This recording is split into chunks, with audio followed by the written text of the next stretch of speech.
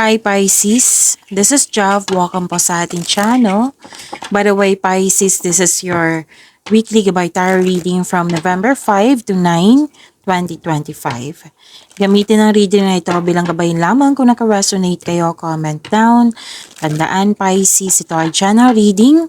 Kunin nyo lang po kung ano naka-resonate sa iyo. This is for you Pisces.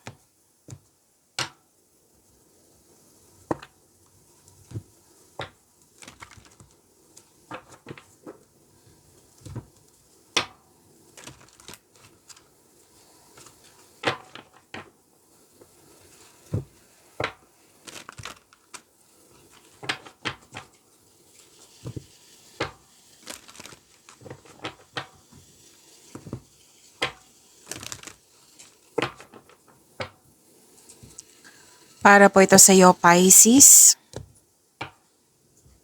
Ngayong November 5 to 9, 2025.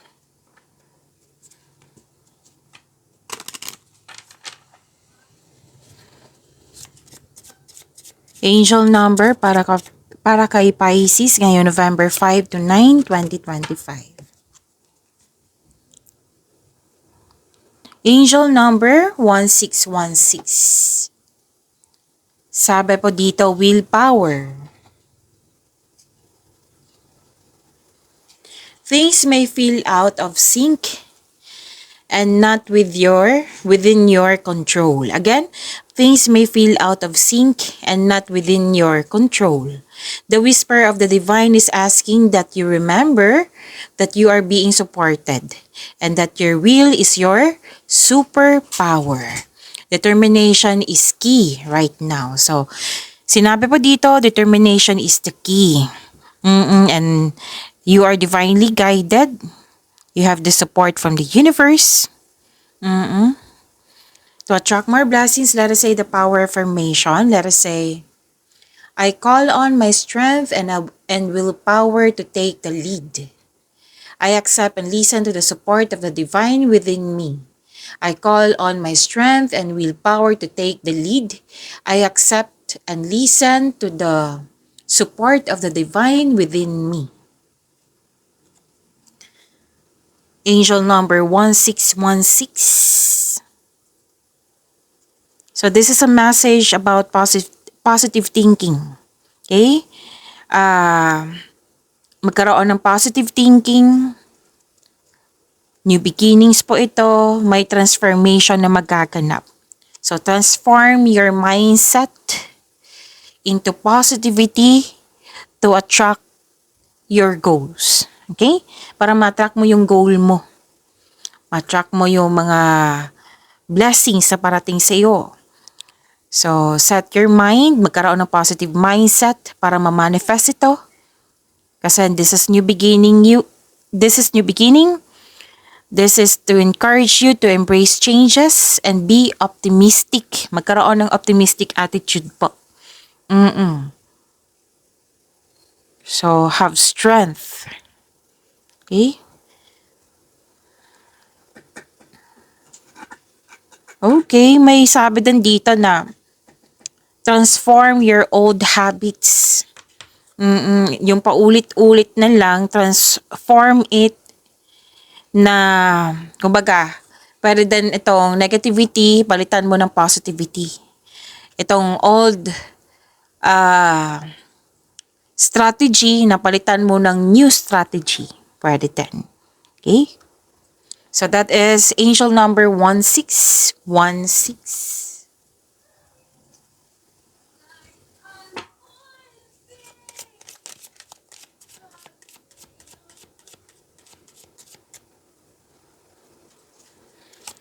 Maraming salamat po sa inyong patuloy na suporta, sa mga nag-donate, sa mga hindi nag-skip ng ads. Maraming salamat po. Sa mga hindi pa nag-subscribe, subscribe na po kayo at click bell notification para malaman nyo na may bago tayong video. Para sa mga gustong magpa-reading po, comment po kayo ng personal reading. Again, comment kayo ng personal reading and check my reply sa comment section. Ang ganda. Okay. Nakikita ko dito na may solusyon na sa inyong problema, may sagot na sa inyong mga katanungan. Nakikita ko rin dito na yung nabibigatan, nahihirapan, na may concern sa disbalance, pwedeng sa emotion to or sa connection, bagay, sitwasyon, oo, magkakaroon po ng recovery. Yes po. Kasama na dito yung grupo ng tao na very supportive sa'yo, Pisces. Yes, may grupo ng tao dito na very supportive. It might be this is your family. And nagkaroon ng spiritual growth and anong tawag dito? Spiritual growth and personal development. Nakita ko rin dito, Pisces, yung sinabi ng inyong angel number 1616 kanina, na may papalitan ka, like yung negativity, palitan mo ng positivity. Oo. Kasi nag-let go ka dito, nag-clarify po siya dito. Nag-let go po kayo sa negativity, pinalitan mo ng positivity. Okay? Pwede din na yung old emotions mo, nirelease mo ito at nag-look forward ka sa new beginning sa iyong buhay. You are in-embrace mo itong new beginning sa iyong buhay. In-embrace mo with positivity. Yan. Nag-clarify po siya dito ha. And you have success. Yes. May good luck and good karma dito. And may sinabi dito yung opportunities is a positive. Okay? Positive opportunities po ito. And ano pa ito? Positive opportunities, things going your way. Kitang-kita ko yung happiness po, good luck and good karma. Claim nyo po, ang ganda nito. Okay?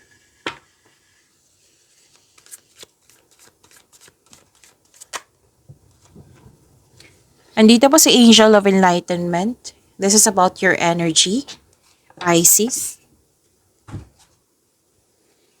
Angel of Enlightenment.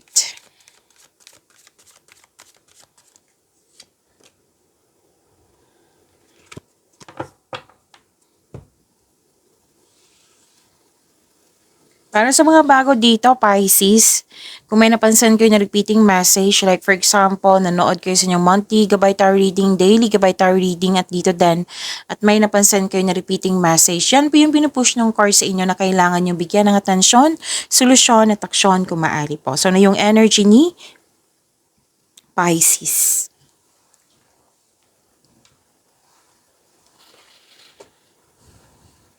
May bigla ang pagbabago po, pero huwag kayong mag-alala sa pagbabago na ito. Kasi sinabi dito na itong pagbabago na ito, be prepare. Kasi biglaan to eh. Pero huwag kami yung magkaalala sa pagbabago na ito kasi makasuporta ito sa growth and expansion nyo. Remember, this is your energy. Pwedeng mangyayari ito sa personal life mo, sa career and money ba, sa love and romance. Okay?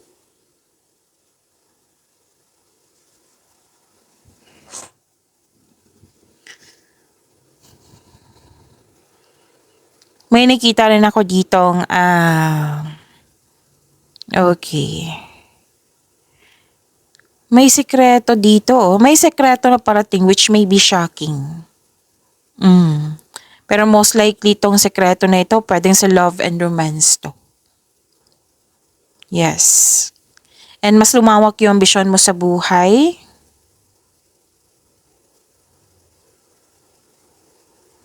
So malaki ang influence ng isang, kung sa astrology kasi to, may nakita kasi ako ditong masculine energy. Malaki ang kanyang influence. Pwedeng ikaw to, pwedeng siya. So to attract more blessings, let us say the power of affirmation. Kasi andito po si Angel of Enlightenment. Let us say, I surrender to circumstances and trust that I can rebuild. Again, I surrender to circumstances and trust that I can rebuild. Kung sa Tagalog pa kasi may nag-request po. Sumusuko ako sa mga pangyayari at nagtitiwala na kaya kong itayo muli.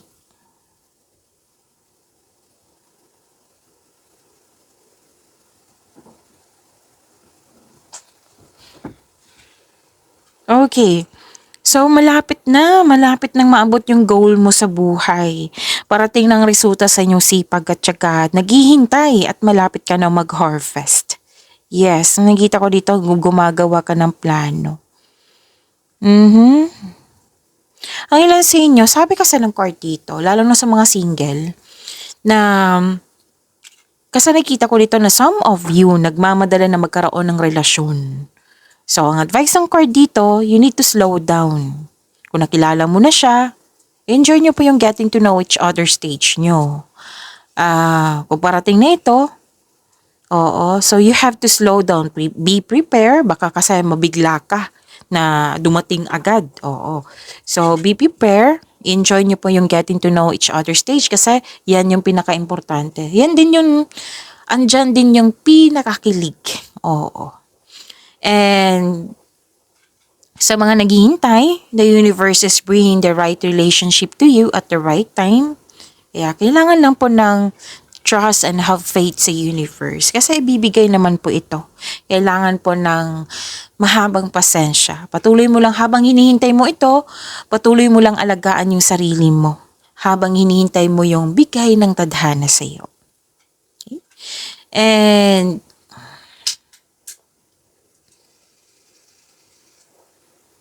naiinip, oo. May nakita ko dito naiinip sa current situation nyo ngayon, lalo na sa trabaho, sa negosyo, sa career and money nyo. Oo. Na yung feeling mo, dapat lumilevel up na ako. You want more. You want growth. Oo. Nagmamadali ka or di kaya naiinip ka. So, this card tells you na parte ito ng proseso. Kailangan lang po na habaan ng pasensya. Have faith, patuloy mo lang yung pagsisikap mo. Dahil tsak naman ma-achieve mo yung gusto mo. Kasi ang ilan sa inyo gusto mong magkaroon ng promotion. Ang ilan sa inyo gusto na magkaroon ng kasaganaan sa inyong career, money. So, hapaan ang pasensya. Stay positive and be grateful. Kasi sinabi naman kanina, di ba, na you are very close to see the tangible results in yung effort. Malapit mo nang mahawakan po. So, don't give up. Stay positive and be grateful.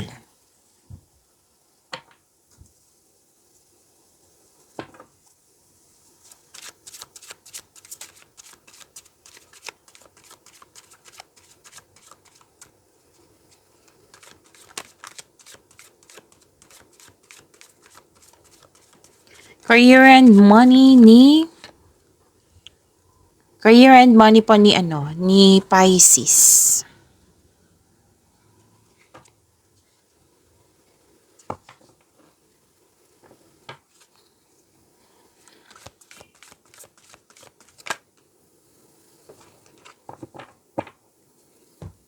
Oh, wow.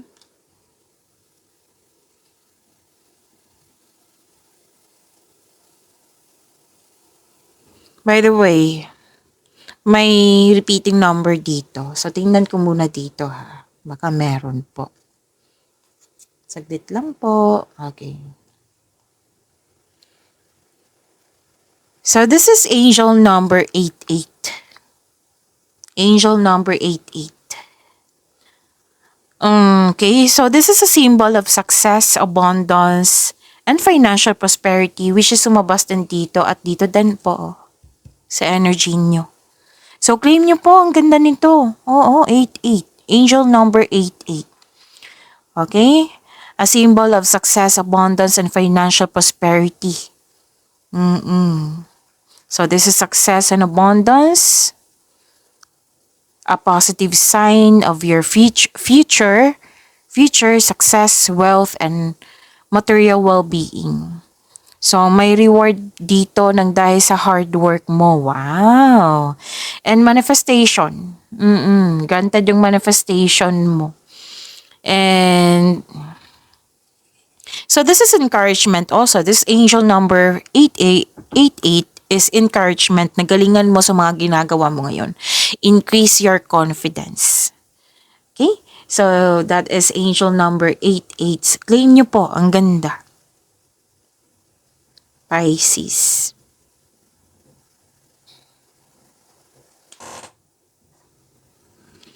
Isa o maraming alok o idea ang darating sa'yo. Wow. Oo. Prepare yourself, magiging busy kayo. Kitang-kita ko dito magiging busy kayo. May parating na exciting new opportunities which is sinabi din dito. Positive opportunities, exciting opportunities to. So, financial stability, nakikita ko rin dito na which is sinabi ni Angel number 88. Nagkaroon ng abundance lalo na sa kaperahan po. Wow. Okay? And may nakita rin akong travel po dito. May parating na blessings na magbibigay saya sa'yo. So, nag-clarify na naman, di ba? Oo. Tapos, may mabilisang desisyon din. Darating na yung inaantay mong mensahe, kung ano man yan. Basta po, nakalain to sa career and money niyo po, Pisces.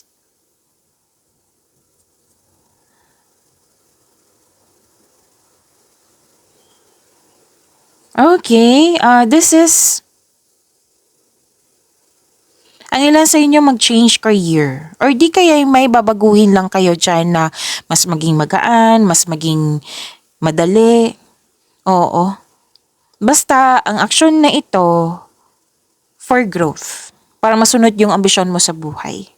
So, this is an action. Okay?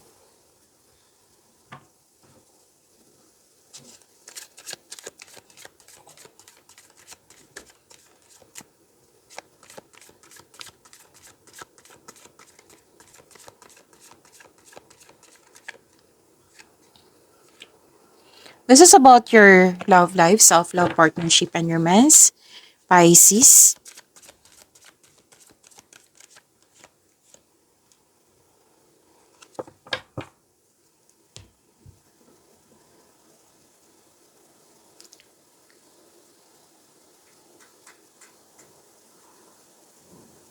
May parating na good news, oh.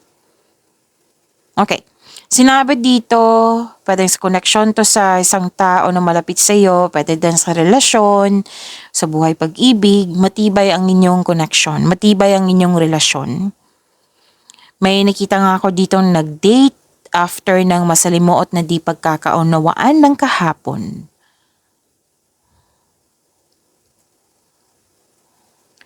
Okay, sa mga single dito, handa na kayong pumasok na sa buhay pag-ibig.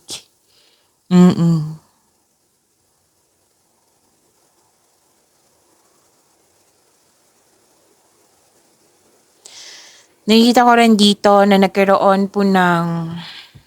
Okay. Sa mga single po, may parating sa inyo, di ba, handa na kayo. May parating sa inyo na posibleng bata pa or youthful pang attitude. Pwedeng earth signs to or air signs. Air signs is Gemini, Libra, and Aquarius. Earth signs is Taurus, Virgo, and Capricorn.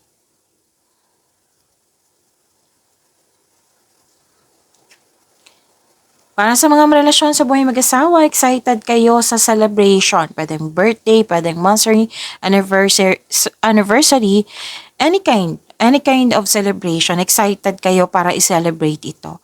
Actually, nag-uusap kayo dito na nag-uusap po kayo tungkol sa transformation nyo. Like for example, immature kayo dati, parati kayo nag-aaway. Ngayon, hindi na. Nakikita nyo po yung transformation nyo, yung improvement nyo, yung growth sa inyong relasyon, sa inyong connection. So, excited kayo dito.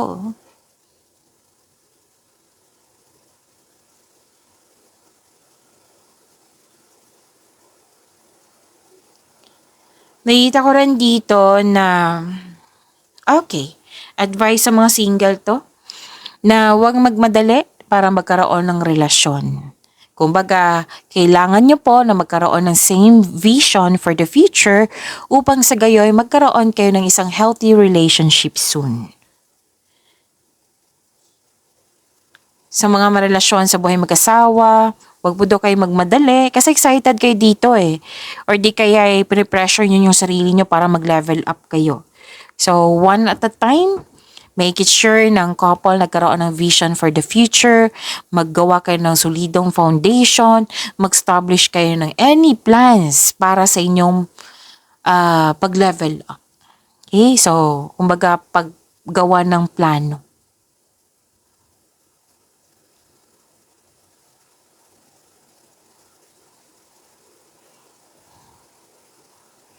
Okay, kailangan nyo mag-usap kasi may concern dito regarding sa lack of time. Pwedeng yung person po, yung kasamahan mo dyan, may concern na parati ka ng busy, na wala kang nagkaroon ng lack of time for yourself, to your partner, to your family. Single ka man, may relasyon sa buhay mag-asawa. Or di kaya nape-pressure kayo, yung sinabi kanina na, wag nyo dong i-pressure yung relationship, wag nyo i-pressure yung sarili nyo. Kumbaga, communication is the key. Oo, mag-usap po daw kayo ng mahinahon. Okay? So, maraming salamat po pala sa nag-donate. Oo. Kasi pumunta sa page natin para mag-donate at ito, may pabulaklak. Oo. Maraming salamat po. Okay? Pisces. Maraming salamat po at natuwa ako kasi syempre, sino ba naman hindi matuwa sa bulaklak? Maraming salamat po, Pisces. See you tomorrow.